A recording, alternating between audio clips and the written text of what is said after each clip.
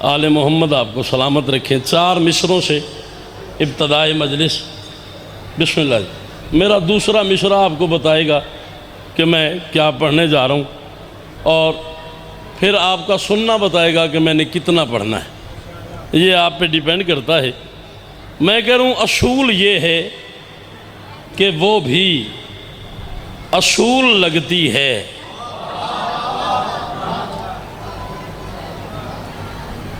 مرزا بھٹیاں ہے کہ لکھنؤ ہے، اس مصرے پہ توقع ہی نہیں تھی کہ کوئی ایک بندہ بولے، آپ نے کمال کر دیا ہے۔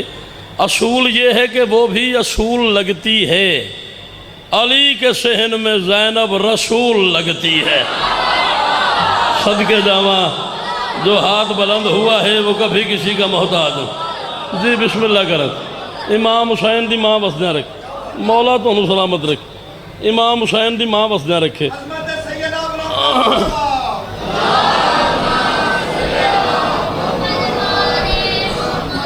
7 اماموں کا زوار ہوں، شبیر کا روزہ چوم کے آیا ہوں، قلم عباس کے ذریعے سے مس کر کے لے آیا ہوں۔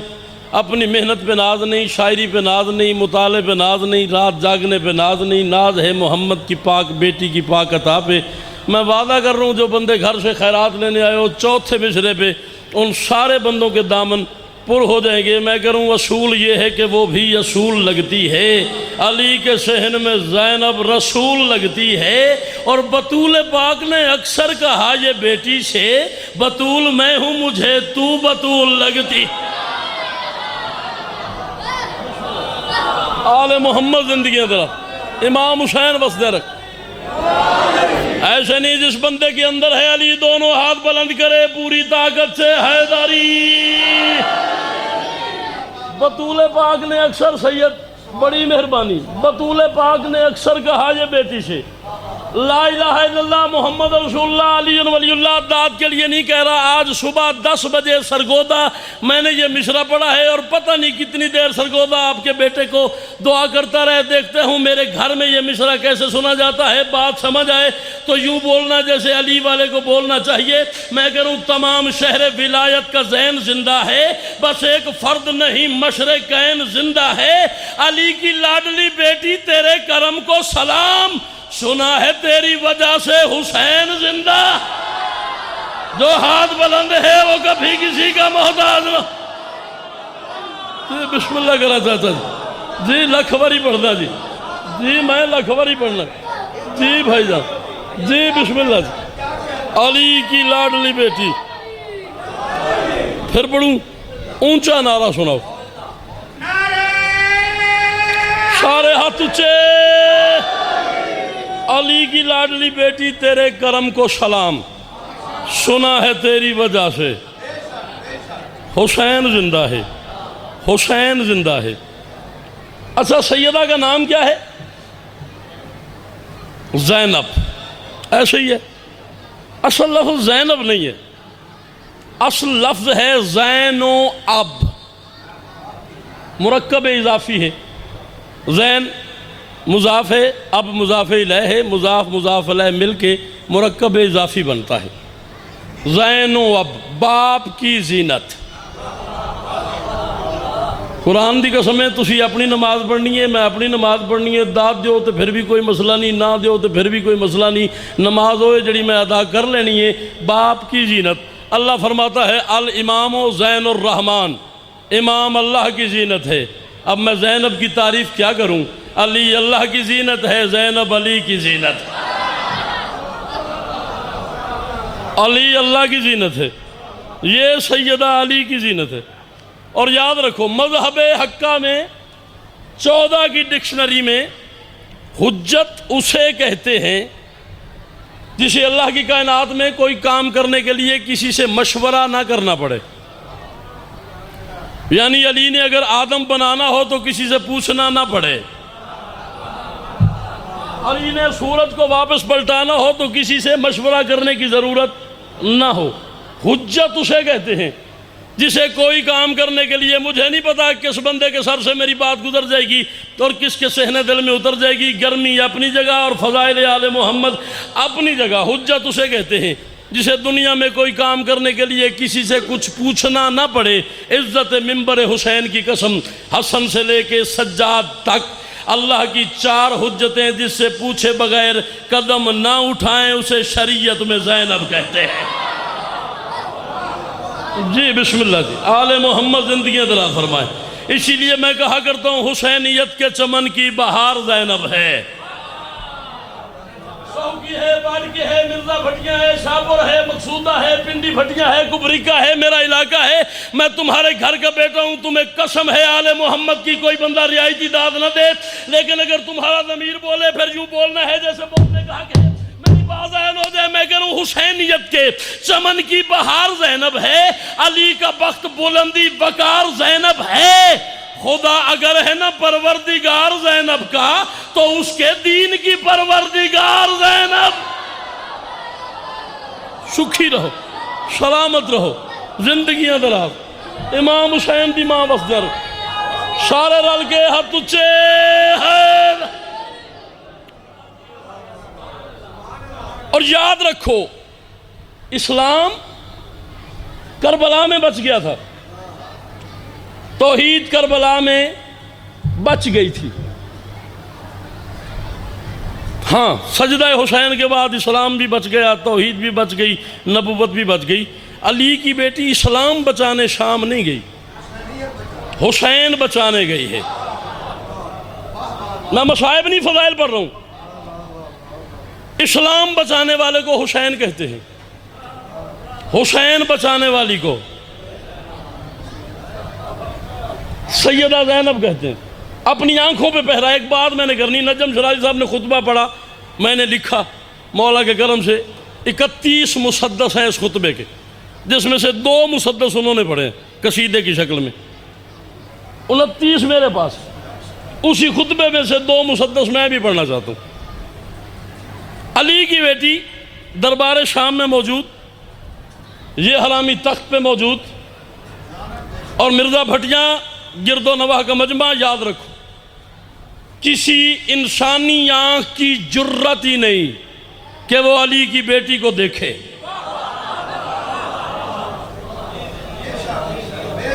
تسی بولو تو پھر بھی سچی گل ہے، نہ بولو تو پھر بھی گل انجی ہے۔ کسی آدمی کی آنکھ کی جرت ہی نہیں کہ وہ علی کی بیٹی کو دیکھ سکے، محمد کے لباس میں، عباس کے جلال میں، علی کے لہجے میں بولی ہے علی کی بیٹی۔ یہ تخت پہ بیٹھ کے کہہ رہا تھا علی کی بیٹی، میری اور حسین کی لڑائی ہوئی، میں جیت گیا، حسین ہار گیا۔ جس بندے کو اپنی چپ پہ ناز ہے وہ اپنے منہ پہ ہاتھ رکھے، میں آل محمد کی عطا آزماتا ہوں، تو اپنی چپ آزما۔ میری اور حسین کی لڑائی ہوئی، میں جیت گیا، حسین ہار گیا۔ علی کی بیٹی نے کہا نا نا نا نا یزید، تیری اور حسین کی لڑائی نہیں ہوئی۔ اس نے کہا ہے میری اور حسین کی لڑائی نہیں ہوئی تو کس کی ہوئی ہے؟ بی بی کہتی فنا تیرا مقدر ہے، بقا سے لڑ پڑے ہو تم۔ نا نا نا نا نا نا نا نا نا نا، منبر حسین کی عزت کی قسم ہے، داد مقصد ہی نہیں، مقصد 14 کی زیارت ہے، مقصد خوشنودی آل محمد ہے۔ جو بندہ گھر سے خیرات لینے آیا ہے اسے اسی مصرے پہ خیرات مل جائے گی۔ بی بی کہتی یزید تیری اور حسین کی لڑائی نہیں ہوئی، یاد رکھ فنا تیرا مقدر ہے، بقا سے لڑ پڑے ہو تم، حیا سے دور ہو کیونکہ حیا سے لڑ پڑے ہو تم۔ اللہ اکبر، آل محمد زندگیاں دراز فرمائے۔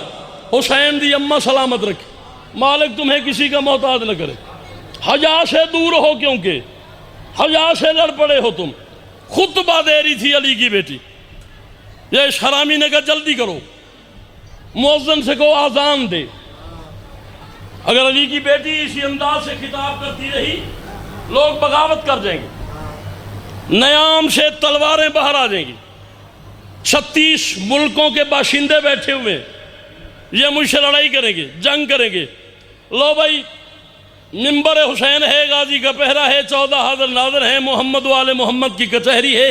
جو بندے گھر سے خیرات لینے آئے ہو، مصرع میں وہ پڑھ رہا ہوں جیسے مصرع لکھنے کے بعد میں نے علم عباس کے نیچے سجدہ شکر ادا کیا ہے کہ مالک میں اس قابل نہیں تھا، یہ تیری مہربانی ہے۔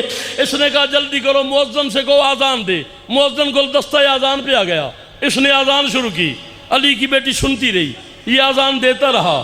سیدہ سنتی رہی، یہ اذان کہتا رہا، بی بی سنتی رہی۔ جب اس نے کہا نا اشہد ان محمد الرسول اللہ، اس وقت علی کی علی بیٹی علی کے لہجے میں بولی، علی کی بیٹی کہتی جسے اذان سمجھے ہو میرے گھر کی کہانی ہے۔ جو ہاتھ بلند ہوا ہے وہ کبھی کسی کا محتاج نہ ہو۔ مرزا بھٹیاں والوں، میں فیصلہ دے رہا ہوں، مجھ سے پہلے کسی شاعر نے اس موضوع پہ یہ بات کی ہو نہ بولنا۔ جاوید بھائی مولا آپ کو سلامت رکھے، پہلی بار سنو پھر یوں بولنا جیسے بولنے کا حق ہے۔ بی بی کہتی جسے اذان سمجھے ہو میرے گھر کی کہانی ہے، اذان ہونے کا مطلب ہے کہ تم نے ہار مانی ہے۔ اللہ اکبر۔ آل محمد زندگیاں دراز فرمائے۔ امام حسین دی ماں تو کسی کا محتاج نہ کرے۔ بی بی کہتی جسے اذان سمجھے ہو میرے گھر کی کہانی ہے، اذان ہونے کا ایک بندہ چپ رہ گیا، میں گھر تک دکھی جاؤں گا۔ جسے اذان سمجھے ہو میرے گھر کی کہانی ہے، اذان ہونے کا مطلب ہے کہ تم نے ہار مانی ہے۔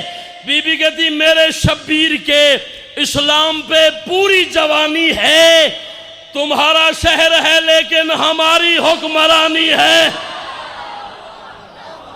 اللہ اکبر۔ زندگی اندر حیدری، تمہارا شہر ہے لیکن۔ اچھا ایک لفظ ہے سروکے، سین رے واو کیاف بڑی یہ سروکے، مجھے فارسی عربی اردو میں قافیہ ہی نہیں ملا۔ لفظ ہے عبرانی زبان کا، ڈکشنری چھان چھان کے مجھے قافیہ ملا ہے، میں قافیہ پڑھنے لگوں۔ مرزے والوں کی مت دینا۔ بی بی کہتی جسے اذان سمجھے ہو، لفظ ہے سروکے، سروکے کا معنی ہے ذلیل کرنا۔ بی بی کہتی جسے اذان سمجھے ہو میرے گھر کی کہانی ہے، اذان ہونے کا مطلب ہے کہ تم نے ہار مانی ہے۔ میرے شبی جو بندہ اب تک صبح سے نہیں بولا وہ میری طرف دیکھے۔ جسے اذان سمجھے ہو میرے گھر کی کہانی ہے، اذان ہونے کا مطلب ہے کہ تم نے ہار مانی ہے۔ میرے شبیر کے اسلام پہ پوری جوانی ہے، تمہارا شہر ہے لیکن ہماری حکمرانی ہے۔ بی بی کہتی فتح میری زمانے میں تمہیں ایسے سروکے گی، تمہاری قبر پہ ہر دور میں ہر نسل تھوکے گی۔ اللہ اکبر۔ تمہاری قبر پہ ہر دور میں ہر نسل تھوکے گی۔ مجھے یہ ڈر ہے کہ بازار میں نہ مر جائے۔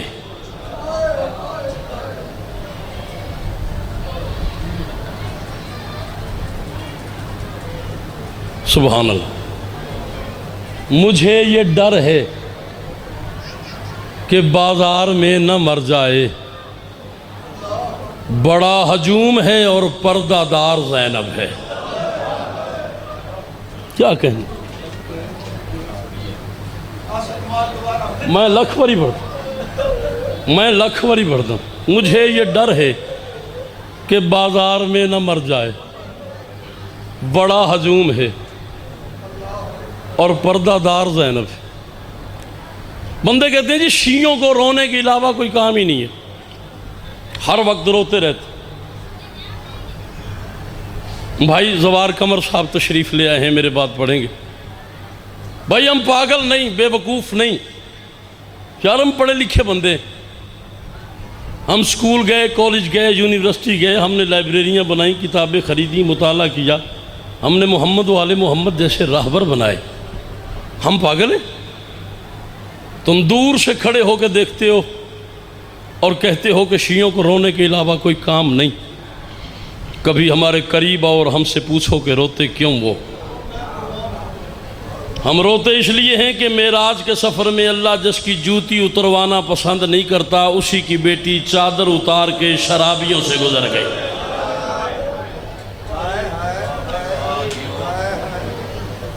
جو نہیں رو سکا اس کی قسمت میرا مقدر۔ مجھے پتہ ہے شدید گرمی، لیکن ماتمی پہ گرمی کا کوئی اثر نہیں، کسی موسم کا اثر نہیں۔ قرآن کی عزت کی قسم ہم روتے اس لیے ہیں کہ جس عباس کا نام سن کے یزید کی 9 لاکھ فوج کو نیند نہیں آتی تھی، اسی عباس کا سر گھوڑے کی گردن میں تھا۔